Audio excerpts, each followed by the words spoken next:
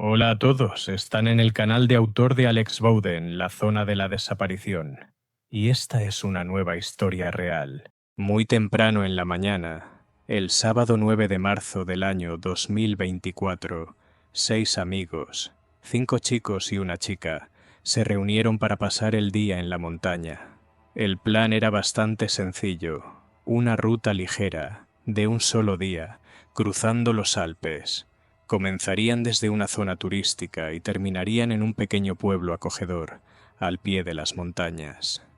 El camino seguía senderos cubiertos de nieve, zonas congeladas y pendientes suaves.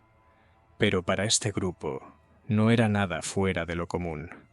Todos ya habían estado en la montaña muchas veces.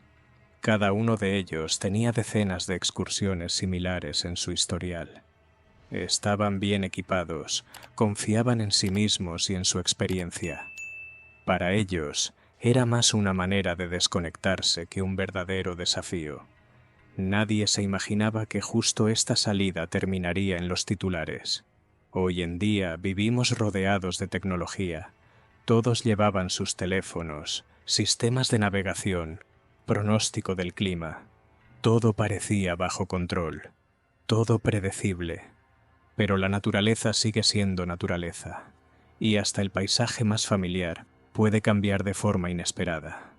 Esta historia no ocurrió en un lugar remoto, sino en el corazón de Europa, en los Alpes suizos, donde las cordilleras se funden con el cielo y el paisaje te deja sin aliento.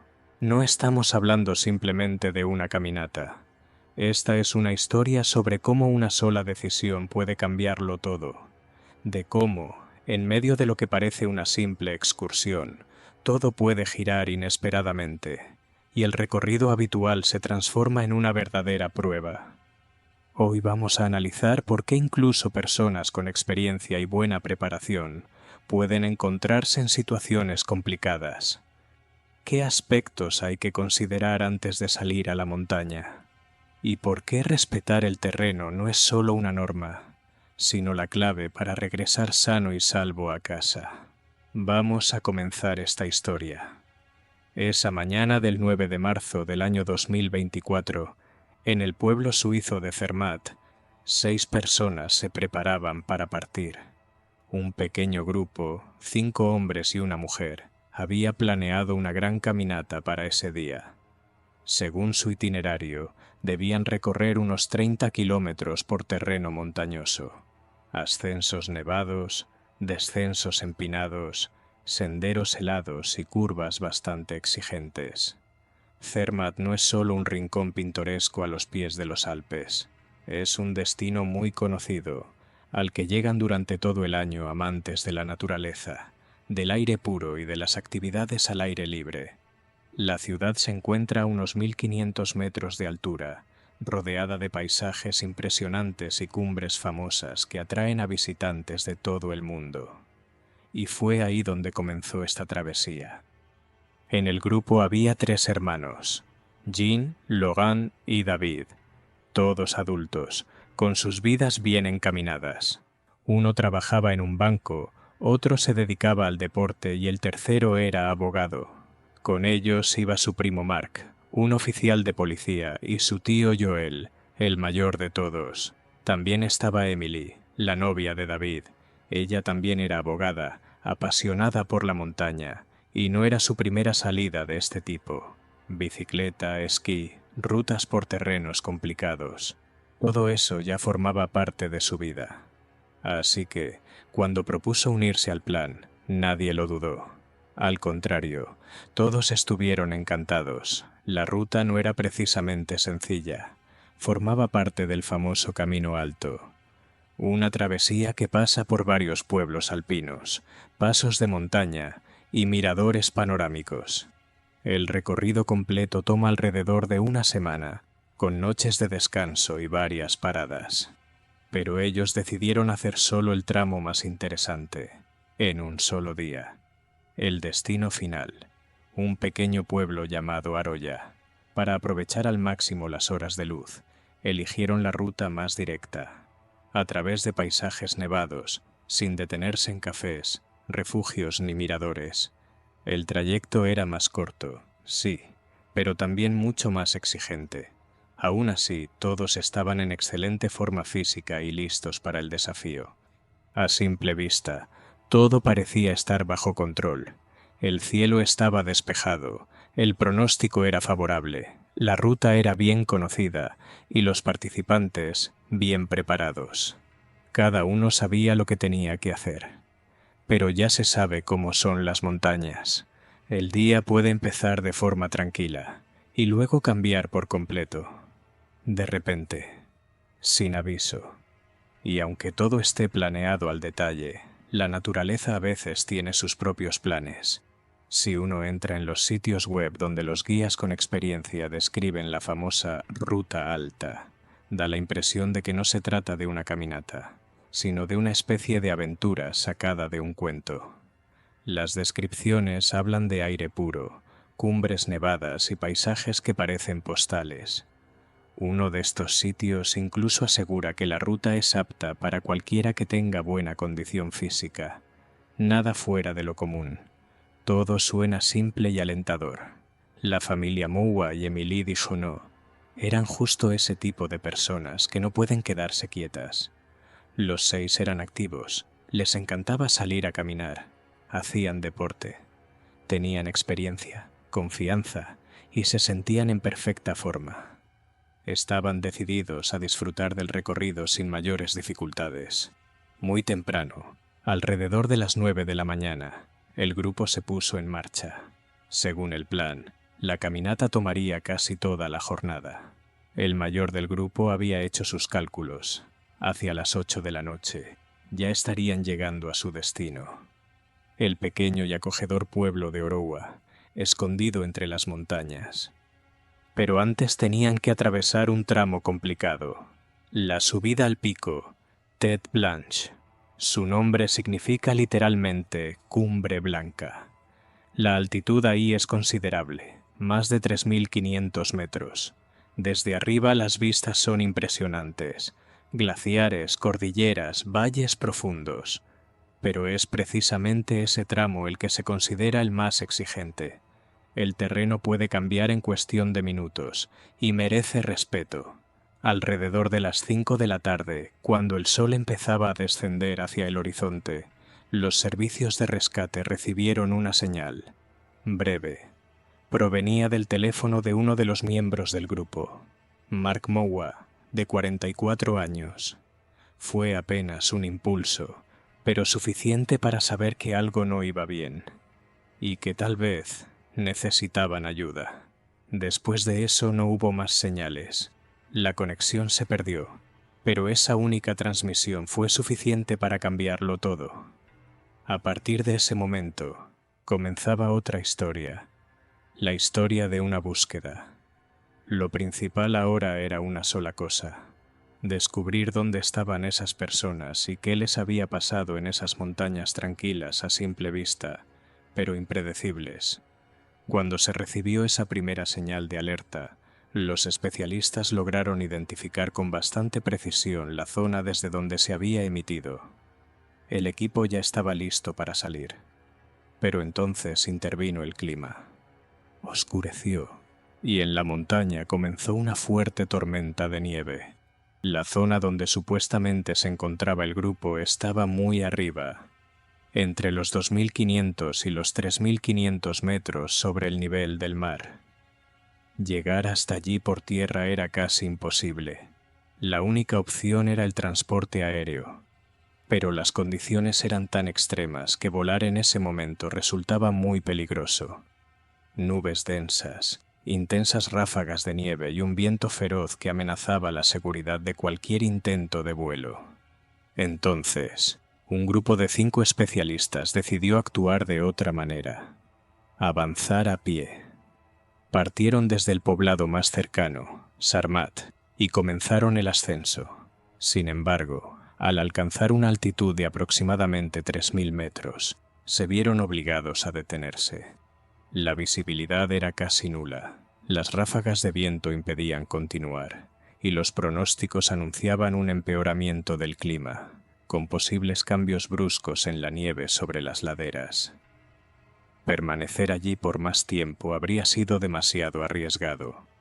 Mientras tanto, abajo, todos esperaban alguna noticia. Uno de los helicópteros logró despegar, aprovechando apenas un pequeño intervalo entre las nubes. Voló a lo largo de la montaña Tête Blanche, y fue justo en ese momento cuando la tripulación vio algo extraño.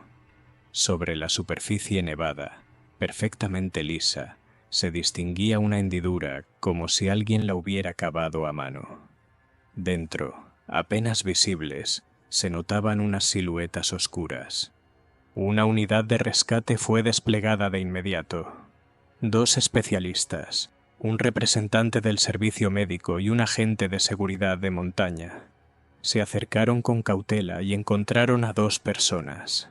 Estaban tendidas directamente sobre la nieve y se veían extremadamente débiles. Era evidente que estaban gravemente afectadas por el frío y no podían moverse por sí solas. Un poco más lejos hallaron a otras 2. Estaban completamente cubiertas por la nieve y para liberarlas fue necesario usar palas. Más tarde encontraron a una 5ª persona, a unos 30 metros del grupo. Todos se encontraban en distintos puntos de la ladera. Algo que llamó inmediatamente la atención fue que ninguno llevaba ropa realmente adecuada para el frío extremo. Uno vestía una chaqueta ligera, otro un suéter grueso, pero ninguno tenía equipamiento técnico preparado para condiciones de alta montaña, ni para un descenso brusco de temperatura. Cerca de uno de los lugares donde se hallaron los cuerpos, los rescatistas vieron una mochila y un par de esquís. Según la información disponible, pertenecían a una joven llamada Emily, pero ella no estaba allí. Tampoco se veían huellas alrededor. Cuando el grupo de turistas, 6 adultos bien preparados, salió a recorrer la zona de la montaña Tête Blanche, todo parecía normal. La mañana había sido tranquila, el aire estaba limpio, la visibilidad era buena y la ruta, al principio, se presentaba como sencilla. Nada hacía pensar que el día se transformaría en una prueba tan dura. Pero para el mediodía, el clima cambió radicalmente.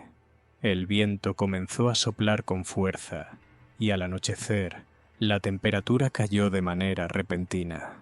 Las condiciones se volvieron tan exigentes que incluso los más experimentados tuvieron que tomar decisiones sobre la marcha.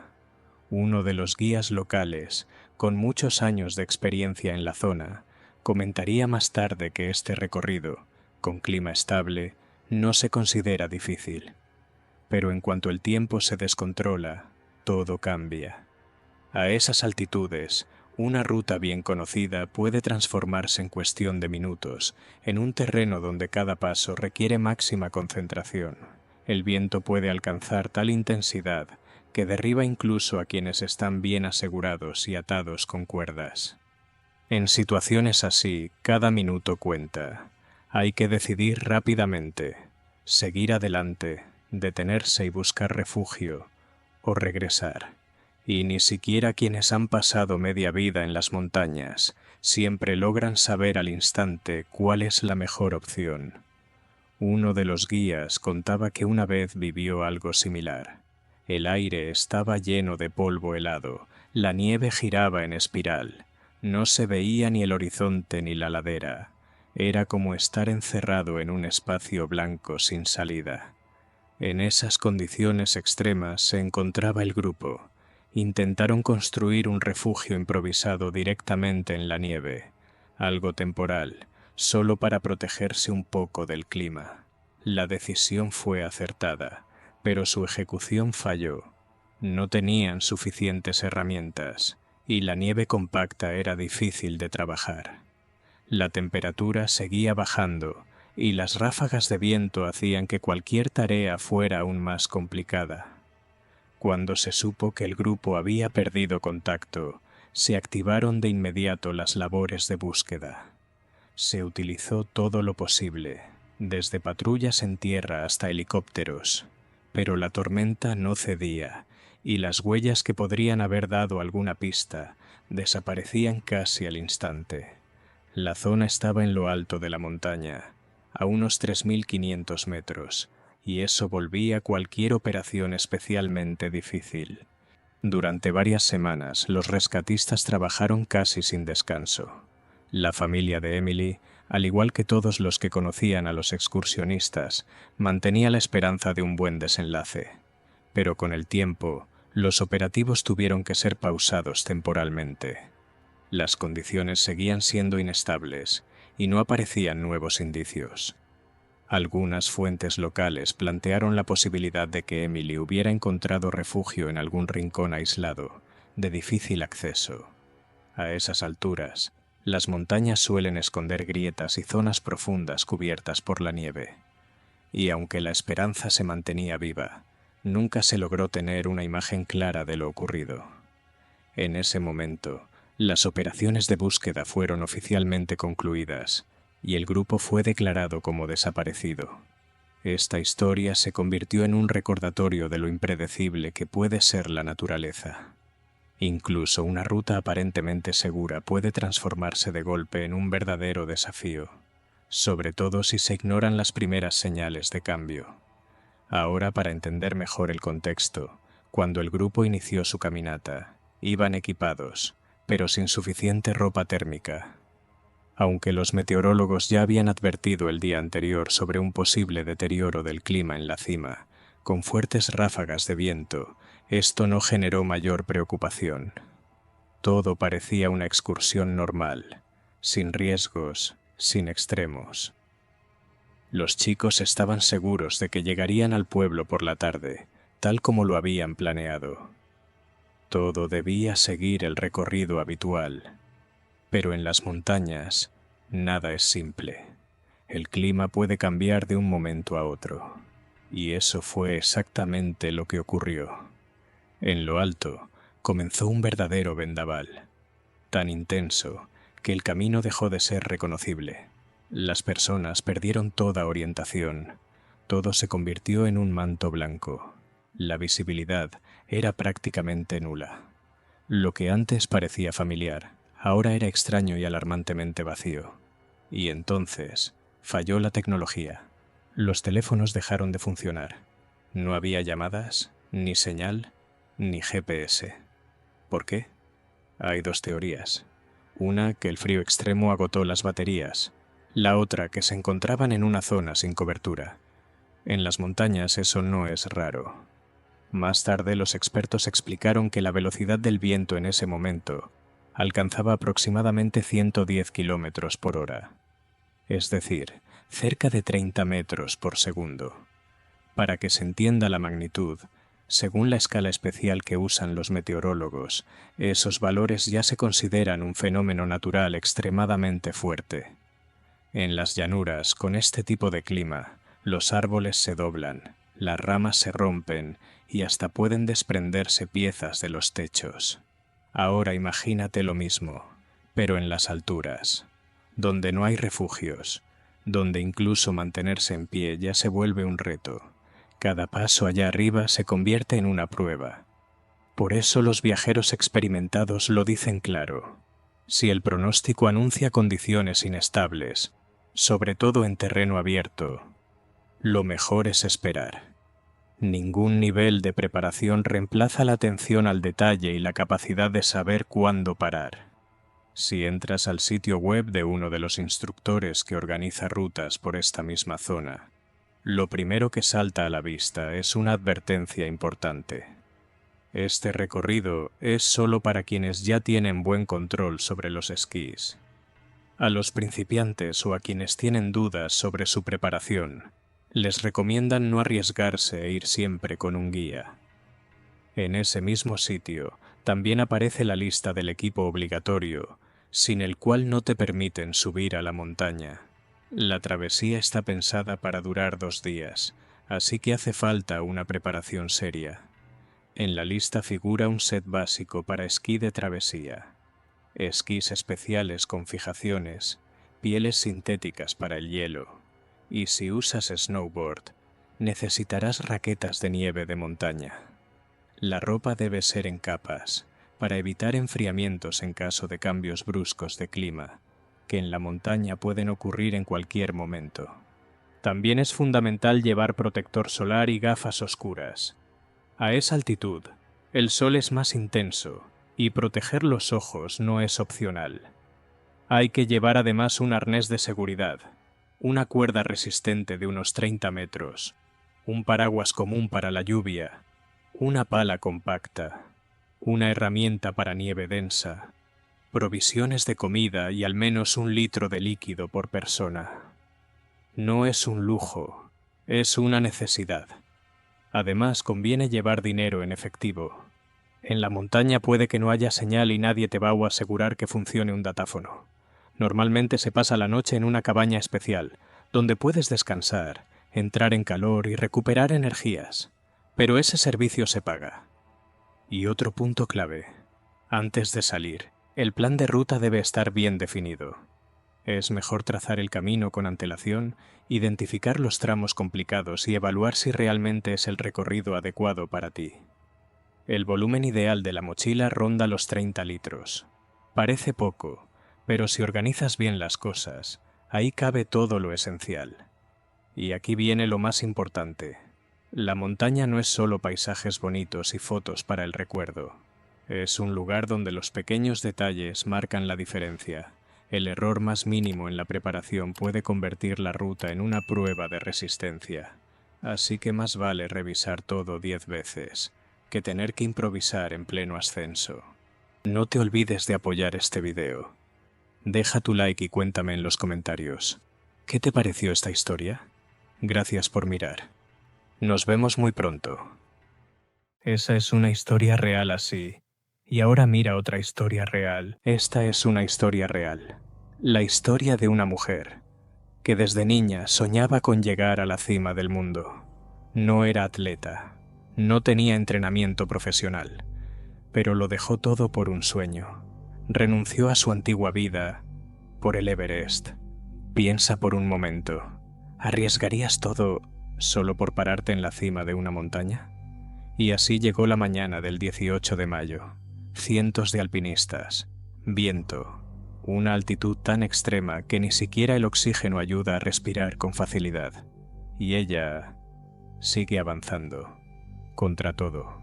Lo que pasó después no fue solo un reto físico y emocional, fue un recordatorio, una advertencia para cualquiera que crea que se puede conquistar una montaña sin estar preparado. Quédate hasta el final de este video. Vas a entender por qué, incluso en la cima del mundo, uno puede sentirse completamente solo. Sriya Esha Klaudenburg nació en Katmandú, la capital de Nepal. Provenía de una familia reconocida y respetada. Se decía que su abuelo había ocupado un cargo importante en el gobierno y que la casa de la familia estaba justo al lado del palacio real. Cuando Sriya tenía apenas 9 años, viajaban todos juntos en helicóptero, sobrevolando el Himalaya, justo por encima del Everest. Ese momento quedó grabado en su memoria. La montaña brillaba bajo el sol. Y entonces, aquella niña pensó, algún día yo también estaré ahí, en la cima. Pero la vida cambió de golpe. 1 año después su padre falleció. La familia se mudó a Bombay. Y luego vinieron más golpes difíciles. Su hermano mayor también se fue, en circunstancias muy tristes. Después su madre. Sriya prácticamente quedó sola. Pero no se rindió. Con el tiempo regresó a Katmandú, ingresó a la universidad, terminó sus estudios. Y a los 21 años consiguió trabajo como contadora en un crucero. Quería ver el mundo, cambiar de aire. Fue en medio del océano donde conoció a Bruce Clorfin, un pianista de Canadá. A simple vista, todo los separaba: la edad, el país, la cultura.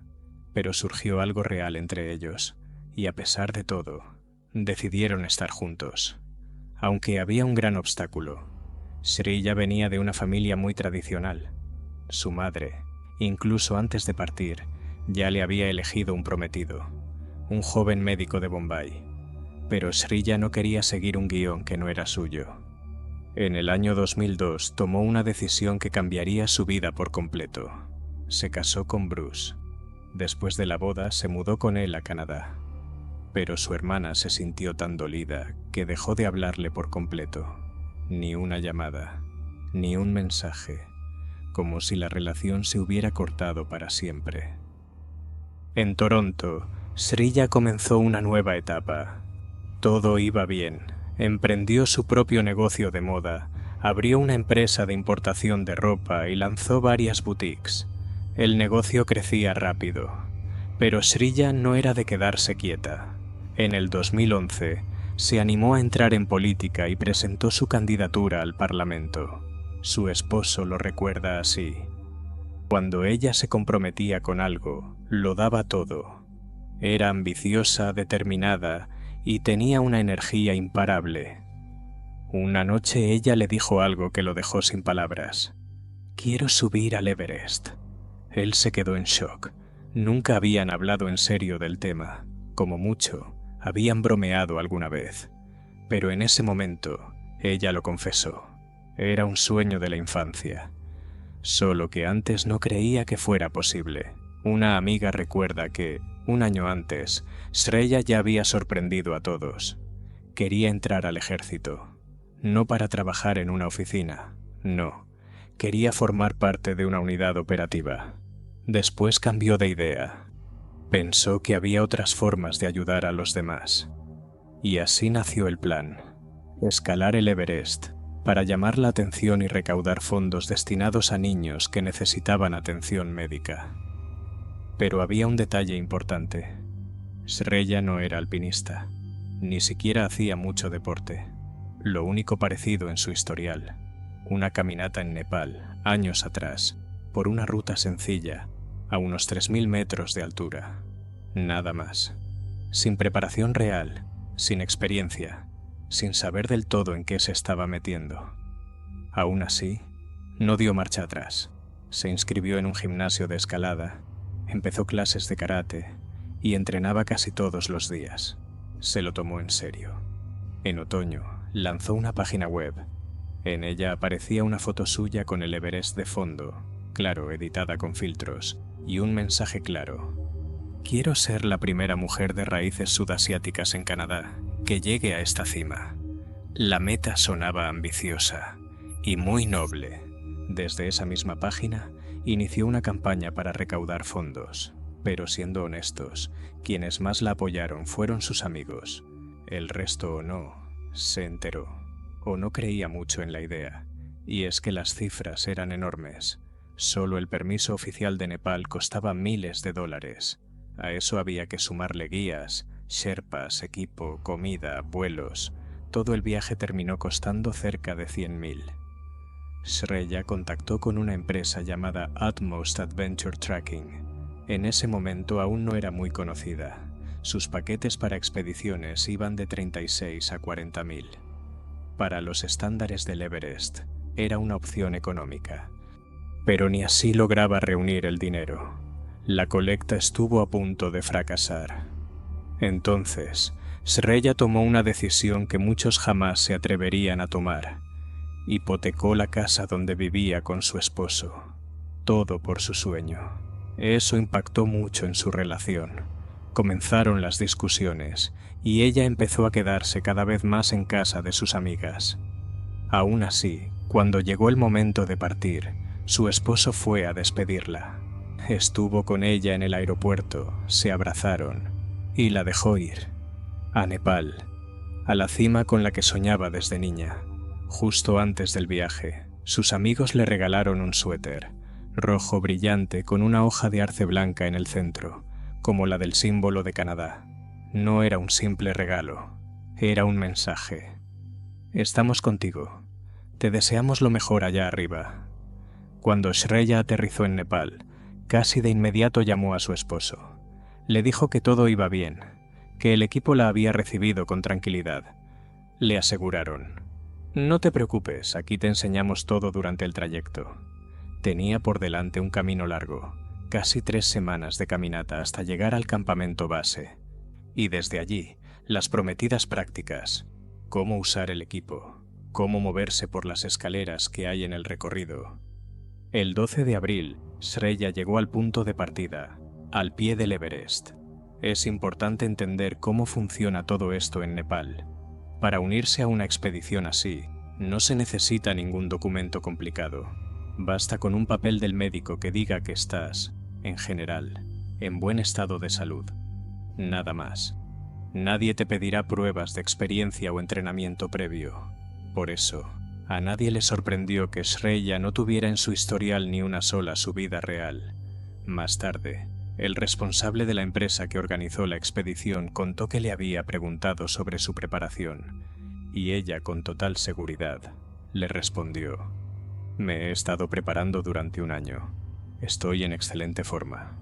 Y él le creyó. En el campamento sí se realizaban algunos entrenamientos, pero eran bastante breves. El resto del tiempo, todos simplemente esperaban. Horas, días enteros. Esperaban a que se abriera la famosa ventana meteorológica, ese pequeño momento donde las condiciones permiten ascender a la cima.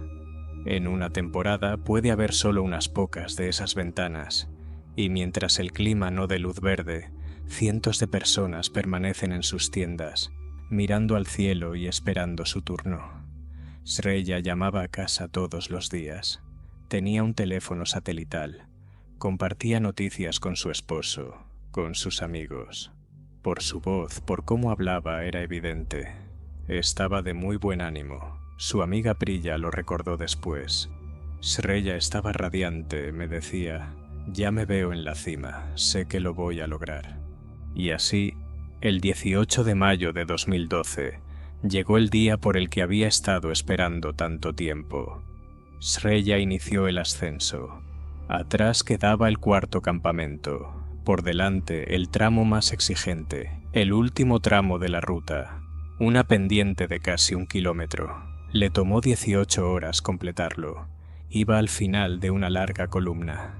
Guías, alpinistas, uno tras otro, avanzaban lentamente por la empinada ladera cubierta de hielo. Era al atardecer.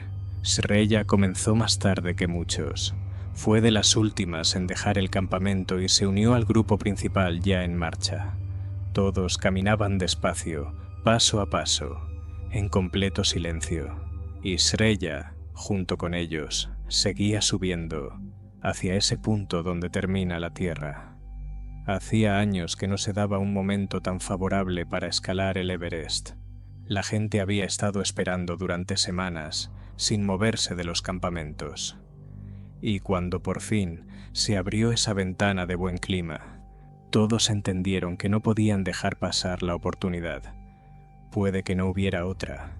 Cientos de alpinistas que llevaban meses preparándose, que lo habían apostado todo, su esfuerzo, su dinero, sus sueños.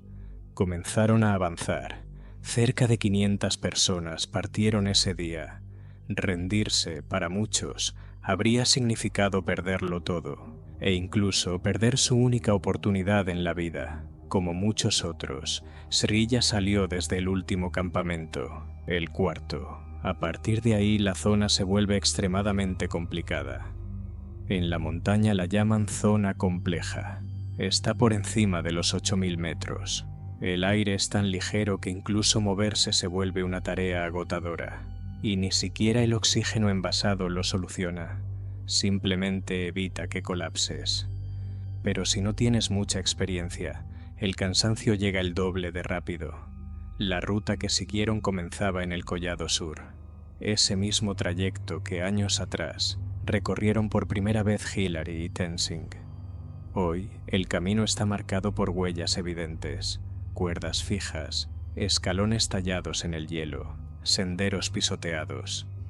Al principio, se cruza un glaciar, luego viene una pendiente bastante pronunciada, y después un estrecho camino pegado a la ladera. A un lado, hielo, al otro, un barranco profundo. Todo esto a una altitud en la que la mente parece envuelta en niebla. El siguiente punto clave es el llamado balcón. Es una especie de saliente rocoso a unos 8400 metros de altura. Allí algunos logran detenerse unos instantes y mirar hacia abajo. Pero lo cierto es que, a esas alturas, la energía escasea. Muchos, justo en ese lugar deciden volver, porque lo que viene después es aún más duro, y el tiempo y el oxígeno se agotan. Quienes deciden seguir adelante avanzan por una cresta. A veces hay que trepar entre rocas, otras, abrirse paso por nieve hasta el pecho. El objetivo es alcanzar la cumbre sur. No es la cima del Everest, sino una especie de domo cubierto de nieve. Su altitud, un poco más de 8.700 metros.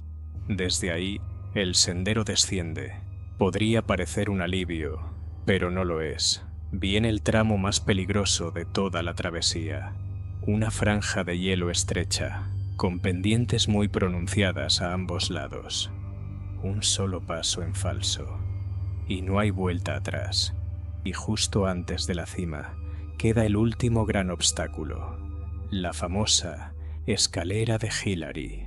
Es una roca vertical de unos 12 metros de alto. En condiciones normales no supondría mayor problema, pero a casi 9.000 metros sobre el nivel del mar, representa un desafío enorme. Después de esa subida se alcanza la cumbre, el punto más alto del planeta, casi 9.000 metros sobre el nivel del mar. Pero nadie permanece allí mucho tiempo. Solo unas fotos rápidas, una mirada fugaz al mundo desde arriba, y toca regresar. Incluso con buen clima, la temperatura ronda los 15 grados bajo cero. Con viento, baja hasta los 30 negativos, y el cuerpo está al límite. El agotamiento, el frío, la falta de oxígeno, todo se junta. Y el día 19 de mayo del año 2012, todo fue aún más complicado. Había demasiada gente. Justo antes de llegar a la cima, se formó una verdadera fila.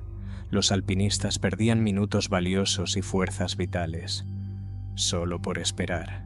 Y como bien se sabe, los momentos más críticos no suelen darse en el ascenso, sino en la bajada, cuando ya pasaste la cima, cuando sientes que lo lograste. Es entonces cuando el cuerpo muchas veces no responde, el oxígeno se acaba, las fuerzas se terminan, y si no lo planeaste todo con antelación, es muy difícil volver. Regresemos a ese día. 19 de mayo, 2012.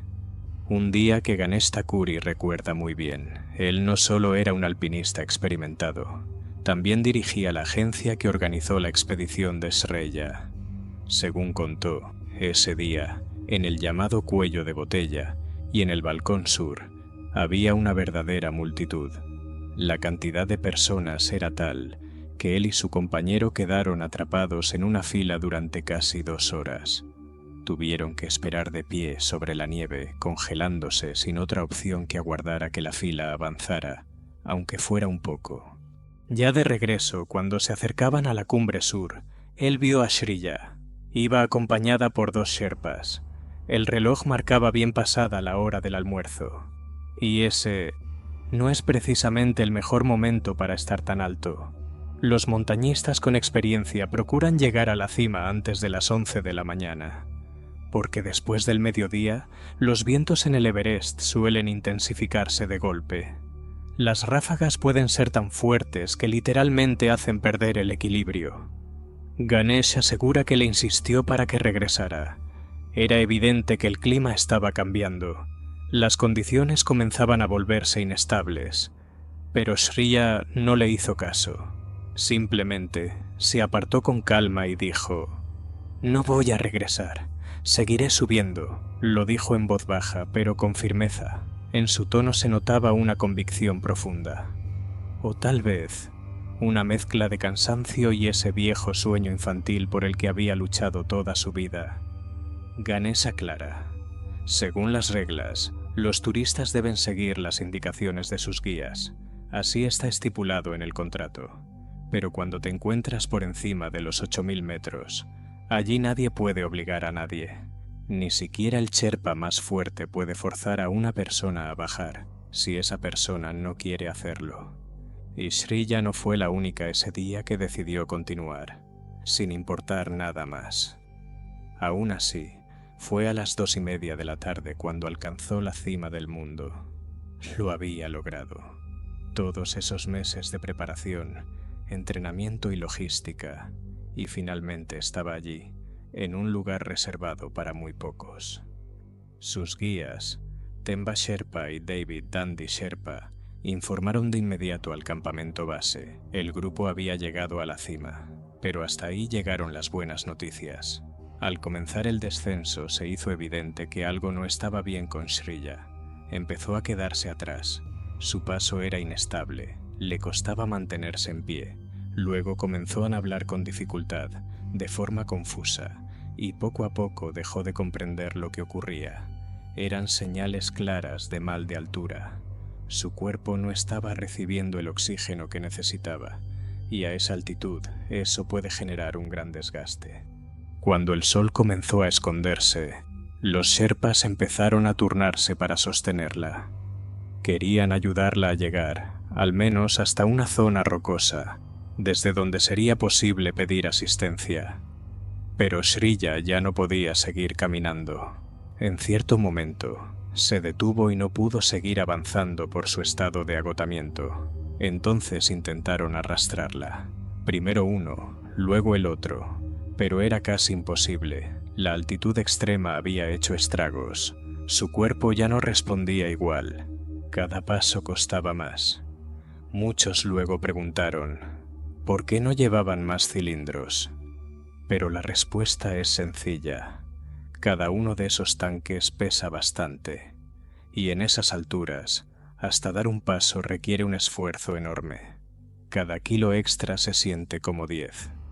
Los grupos comerciales, claro, llevan reservas, pero incluso esos recursos son limitados, y por muy resistentes que sean los Sherpas, al final del día también son humanos.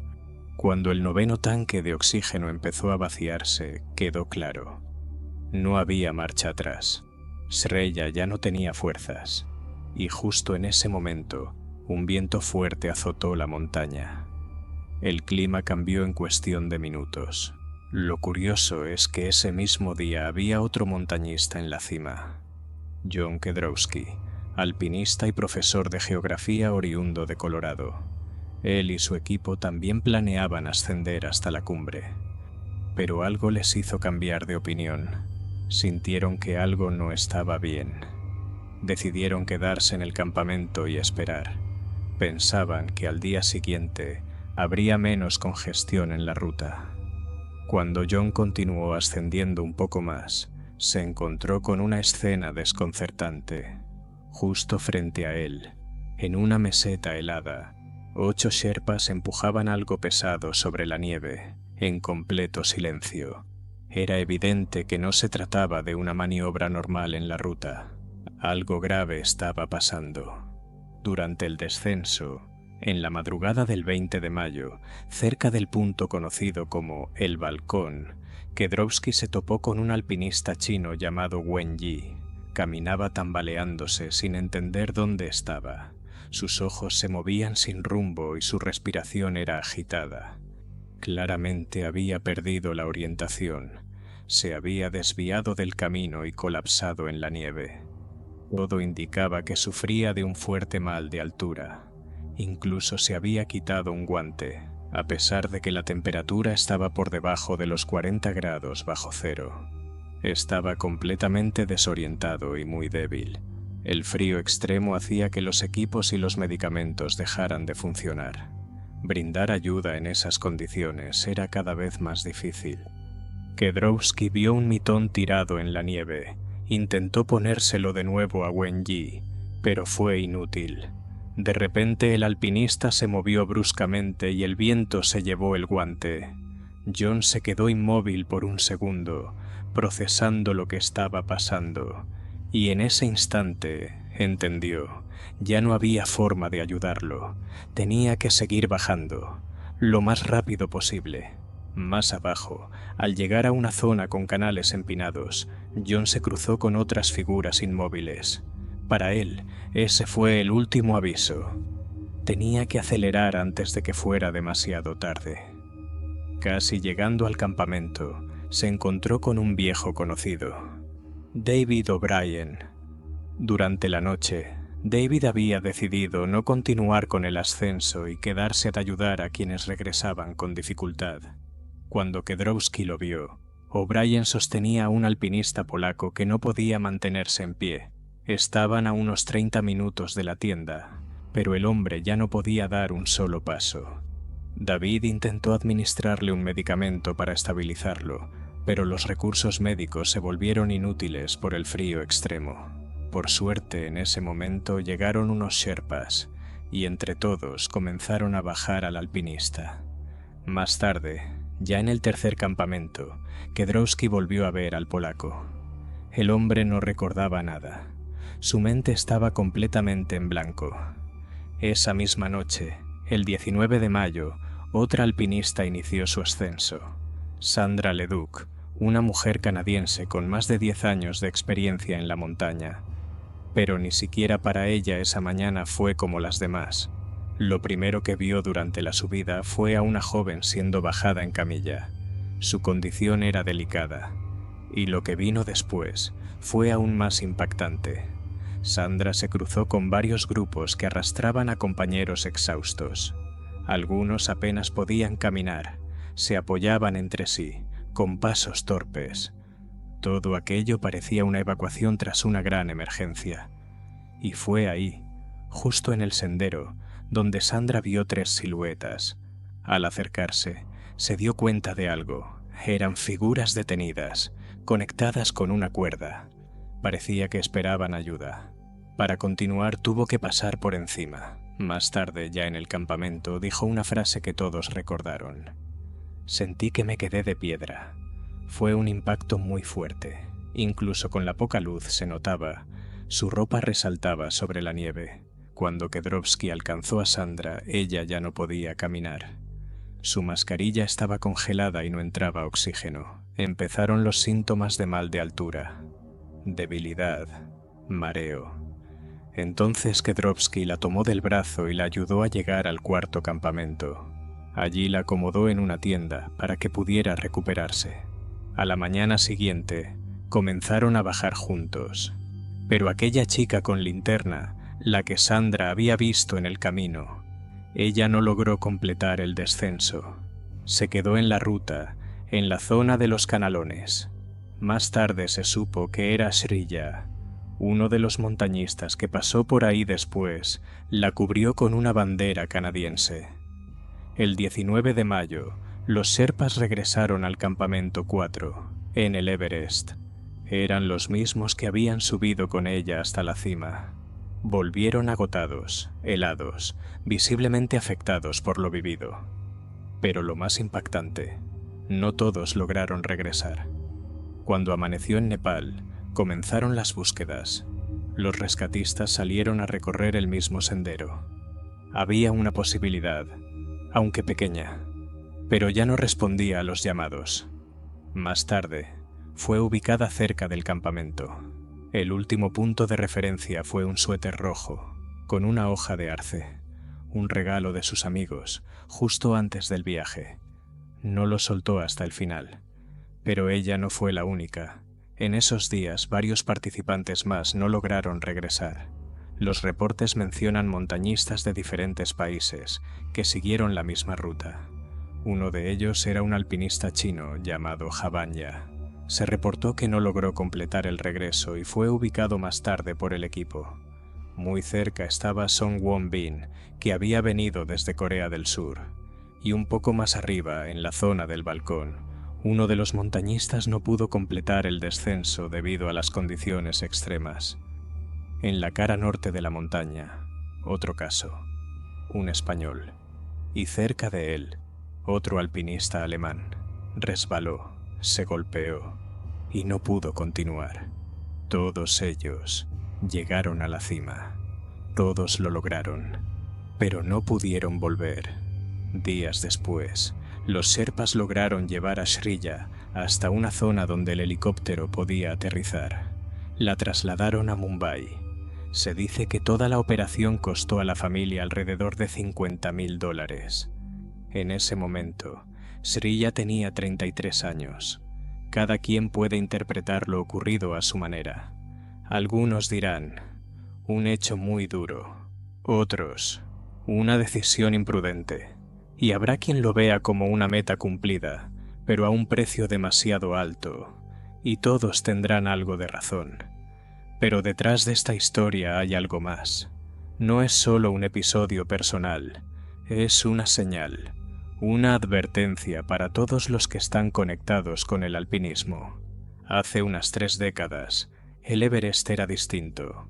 No se hablaba de turismo, solo llegaban quienes estaban realmente preparados, física y mentalmente. Era una meta sagrada, un lugar que no era para cualquiera. Los escaladores experimentados ya no ocultan su frustración.